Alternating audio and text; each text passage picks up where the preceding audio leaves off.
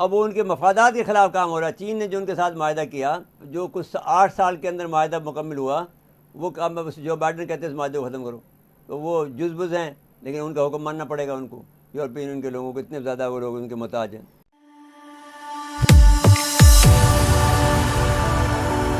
जय हिंद दोस्तों, मोदी देश में आपका स्वागत है।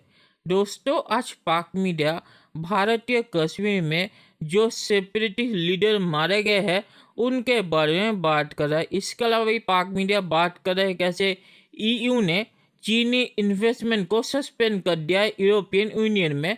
और उसके बाद पाक मीडिया बहुत ही ज़्यादा रो रहा है।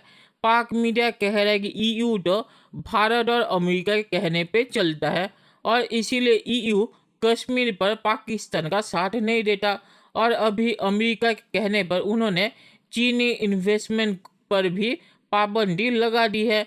इसके अलावा पाक मीडिया सऊदी अरेबिया को बहुत खरी खुटी सुना रहा है पैसे वापस मांगने के लिए और इमरान खान के जहाज को वापस बुलाने के लिए। तो इस वीडियो में पाक मीडिया बहुत ही सारा रो रहा है। दोस्तों, ये वीडियो बहुत ही मज़ेदार है, तो इसे आप पूरा ज़रूर देखिएगा। तो चलिए और इंतजार न करके ये वीडियो देखते हैं। कोरोना का मामला मिर्जा अच्छा, ये कोरोना का जो वबा में भारतीय जो है फ़ौज की मज़ालिम बढ़ रहे हैं और वहाँ पे ज़ेर हिरासत जो है अशरफ सहराई साहब शहीद हो गए हैं जी।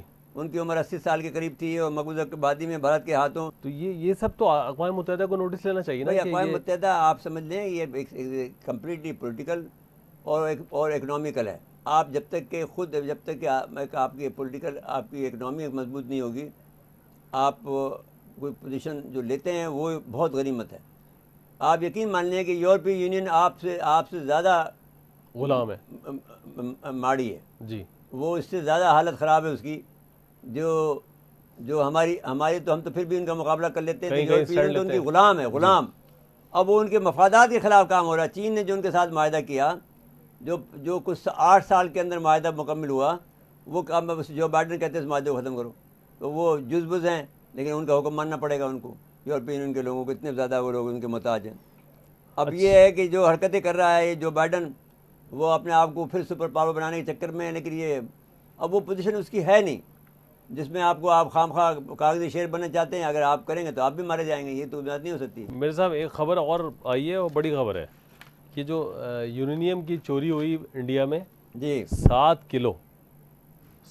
किलो की बहुत बड़ी मतलब अहमियत है। चोरी के नहीं हुई होगी, वो फिर गई होगी, किसी को बेचा होगा किसी ने। तो फिर उन्हें गिरफ्तारी हुई दो लोगों की उसमें। लेकिन अब यहाँ पे सब खामोश रहते हैं, अमेरिका, यूरोप। हाँ, नहीं तो वो उनका भाई उनका पार्टनर है, इजराइल जी, स्ट्रेटेजिक पार्टनर है।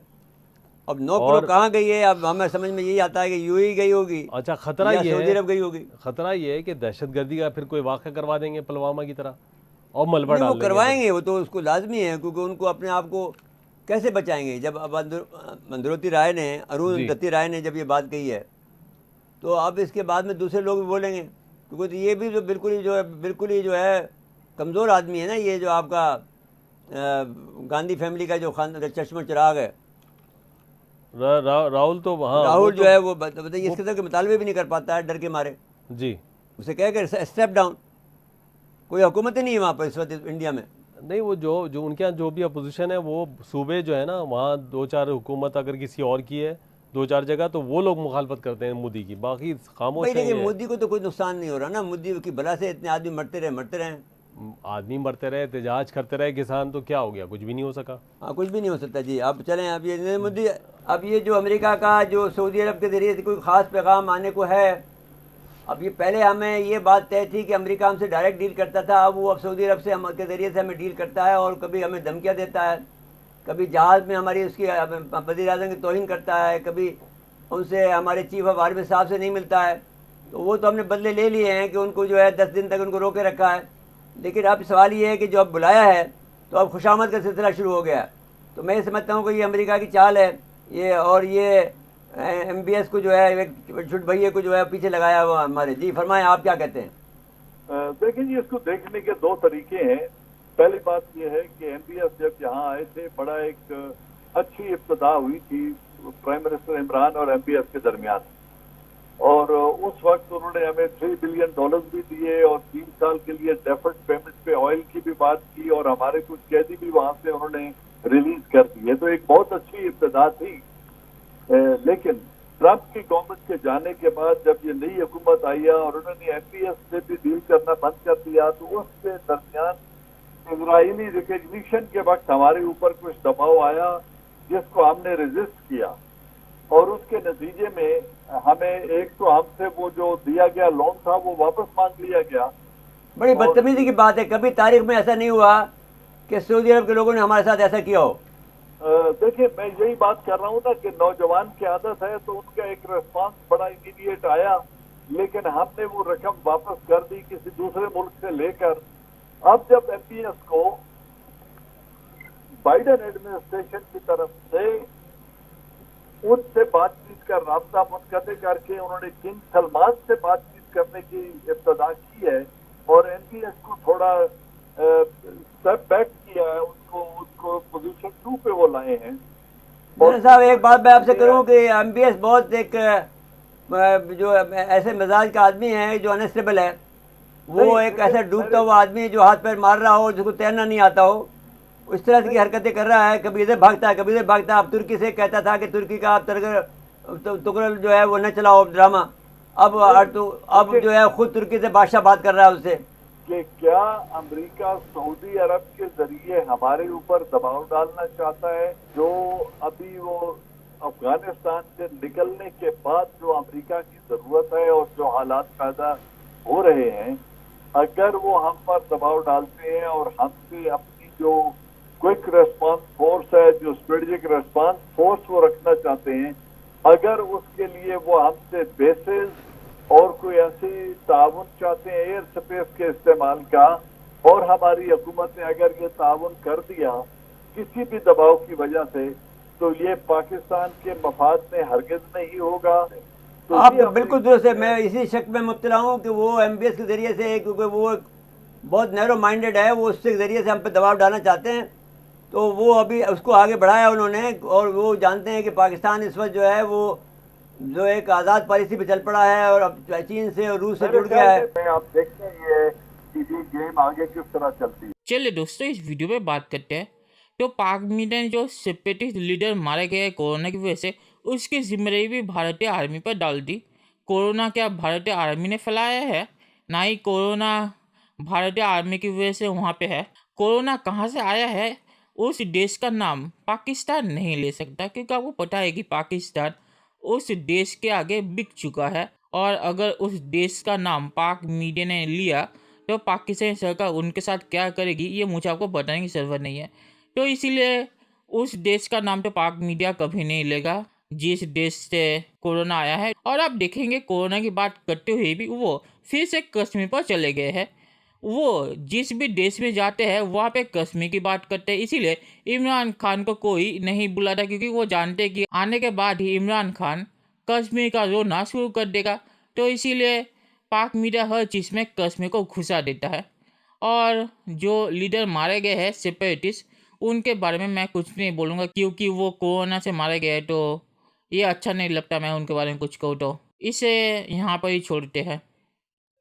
और पाक मीडिया जो ईयू की बात की है कि वो भारत और अमेरिका के आगे बिक गया है, तो पाकिस्तान ने तो एक बार सऊदी अरब के बारे में वही कहा था। जो भी देश पाकिस्तान का साथ नहीं देता कश्मीर पर, उसे वो भारत का एजेंट बोल देते हैं। जैसे कि वो अफगानिस्तान और बांग्लादेश दोनों को ही भारत का एजेंट बोलते हैं। तो जो भी देश पाकिस्तान का साथ कश्मीर पर ना दे, वो देश भारतीय एजेंट बन जाता है। तो यही है पाकिस्तान की असलियत। उनके पास कोई सबूत नहीं है।